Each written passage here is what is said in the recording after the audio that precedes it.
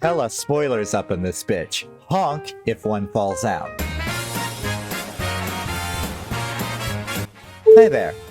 So Disney has its hooks in Doctor Who now, huh? Well, after ABC dropped the ball, I guess someone had to pick it up. It's not like the mouse is gonna add anything cringeworthy. I don't like the sound of that cough you just made, Bob Iger. Let's just put my worries aside and review the 60th anniversary specials, shall we? I put them off because I wanted to review them after they've all premiered. Plus, it'll make a great countdown to the Christmas special. Today's video is going to be the first one, The Star Beast. Quite the title for an episode that takes place completely on Earth, subverting my expectations. Hey look, Tennant's back! He runs into Donna Noble by simultaneously helping her and not helping her carry boxes. Oh, and she has a daughter named Rose now. Fuck, I feel like the time traveler's wife every time I watch Doctor Who now. There's a spaceship crashing down to Earth, which Donna luckily manages to miss, otherwise she'll get a killer headache or something. Word of advice. You can wear a suit that tight up to the age of 35. And no further. Damn, I miss her. Hold on, if she's a mother now, then where's the oh, there he is. The Doctor takes Donna's husband's taxi to the crash site, and along the way we learn that he and Donna won the lottery, but she donated all their winnings, and we're expected to believe this is somehow important. We get to the crash site and there's already a reporter nosing about, but he's quickly taken away and shoved into the back of a windowless van, which always ends well, right? I like how he protests by saying he's a member of the Crown, as if being part of the Royal Rota puts you above law enforcement or something. We haven't forgotten what y'all did to Diana! We meet this new character, and at first I thought she was the new head of unit, but she's actually just a mobile task force liaison and scientific advisor. She's the one who discovered that the ship parked itself instead of crash landing. This conclusion was made by a careful scientific process of looking at the ship and seeing that it's intact and standing up. Back to the Noble house, the House of Noble, the house where the nobles live. We start with a bunch of guys from school dead-naming Rose, because she's trans, I don't know if any of y'all picked up on that yet, and Donna is ready to be Mama Bear and have a go at one of the kids' mothers. Well, I'm gonna tell her, because I remember she had lots of names at school. And I should know, I invented them. Damn, I miss her. Skipping the PSA part of the episode, we get a deeper glimpse into how Donna's handling the window of lost memories while she was traveling with the Doctor, which I hope I don't have to explain. Could you please keep up with the lore? Meanwhile, Rose finds the alien from the escape pod she and her neighbor, who looks like Steve Urkel, found not too far from their houses. It's called a Furby. I mean a Furby. I mean a Furby. I mean a Meep. We cut back to the Doctor and his sonic screwdriver, which now has a Tony Stark feature, and he meets with Shirley, the science advisor from earlier. She tells him that she'll handle investigating the ship, politely telling him to sod off, which he does, and Shirley's team finds a pulsing energy signal from inside the ship. So they open it, and said energy pulse takes control of all of the soldiers. Okay, now it's feeling more like a Doctor Who episode. Back to the Noble house, Rose has the Meep hidden in her she-shed, as she said, to treat the wound on its hand. Oh yeah, Rose also runs an Etsy business making toys in her shed.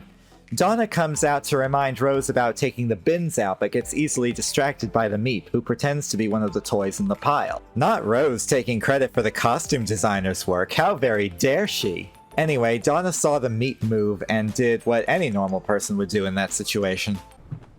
What the hell? Best reaction in the whole episode. The Doctor hears Donna going off and decides to investigate. All the while, Sylvia is doing the best she can to keep Donna in the dark about the existence of aliens, so she doesn't, you know, die or whatever. Slaps the Doctor just like old times while he just wants to meet the Meep.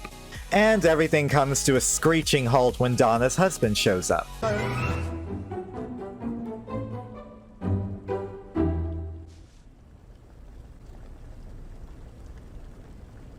Something smells nice.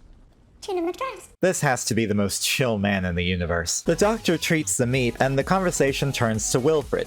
They make it sound like he died, but really he's being taken care of in a facility at UNIT. The special was filmed before we lost him, that had to hurt. Then the conversation goes back to the Meep, and how to get him home. You're assuming he as a pronoun. Right, which one of you tossers shoehorned that in? Yes, it's only polite to ask someone their preferred pronouns, but that was just pedantic. But there's no room to ponder that question because the brainwashed unit soldiers are here demanding to be let into the house to kidnap the Meep. Not 2 seconds after, the Rorth warriors burst into the house and start blasting. And then the unit soldiers burst into the house and also start blasting, which turns into an all-out firefight, destroying the whole house. Also, the Dr. Sonic Screwdriver does the same thing Gwen Tennyson's powers do, so that's a thing now. Plus, at first I thought they were called the Roth Warriors, but after looking it up on Google, they're called the Rorth Warriors.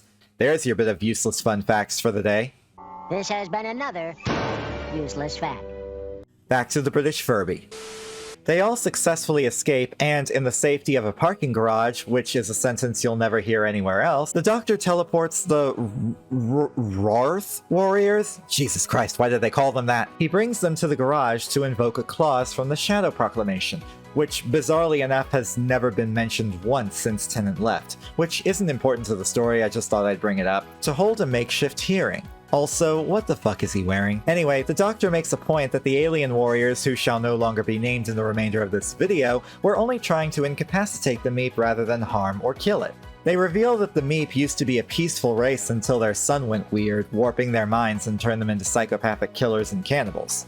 The ruse is up, and the Meep reveals its true nature, and starts to sound more and more like Miriam Margulies, which I don't know how to feel about. The Meep kills the alien warriors with a terrible name, and takes the whole gang hostage. Also, I just want to interrupt the review for a second to ask, who wore it better? Let me know.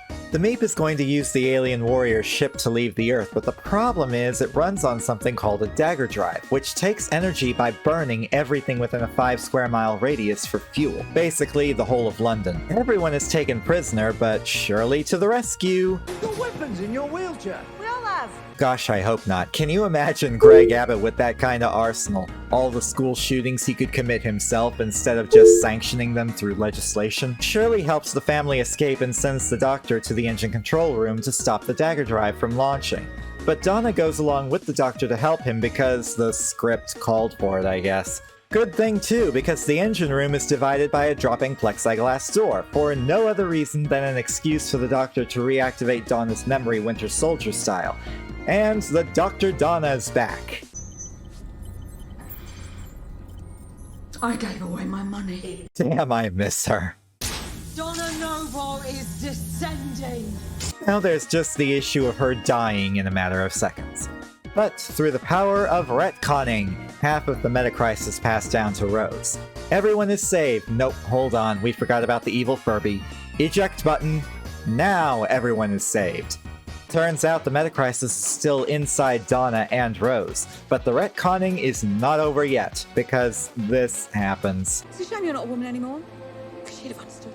We've got all that power, but there is a way to get rid of it. Something a male-presenting Time Lord will never understand. Russell, I know you're trying my patience, but could you just chill, like, a little bit? Anyway, all they have to do apparently is...